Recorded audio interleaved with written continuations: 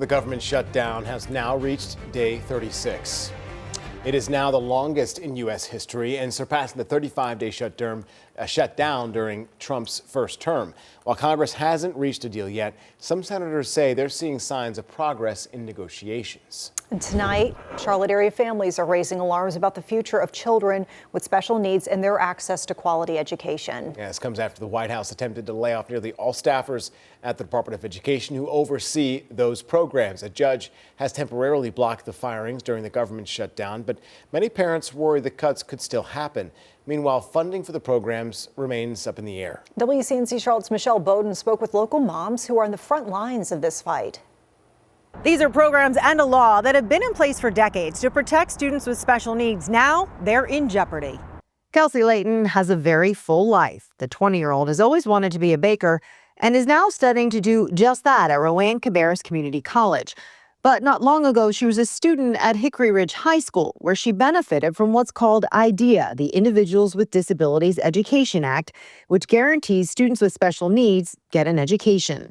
This is going to sound very dramatic, but parents are concerned that we are going back 50 years to before IDEA existed and students with disabilities got an education in school. Kelsey's mom is worried after the federal government tried to lay off almost every single worker at the Department of Education tasked with overseeing these programs, including the funding for it.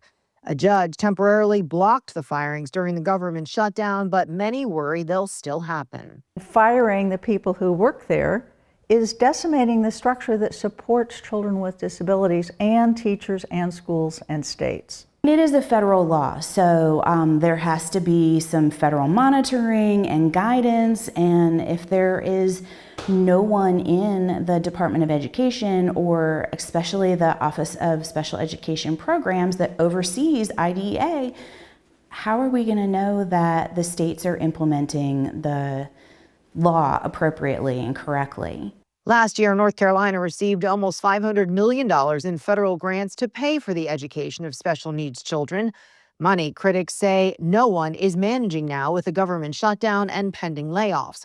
Some worry that money will also be cut off with no one left in the office to manage it.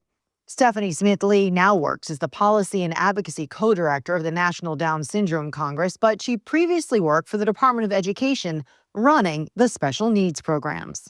We're at a crisis point.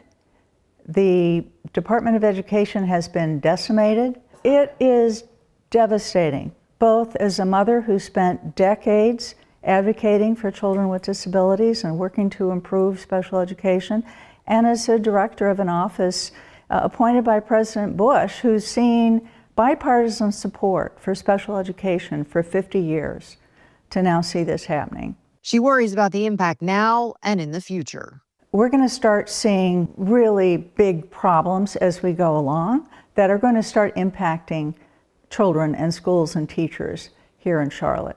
Due to the shutdown, North Carolina's IDEA website acknowledges there on the homepage of the website, if you're looking for information right now because of the shutdown, you may not get any answers.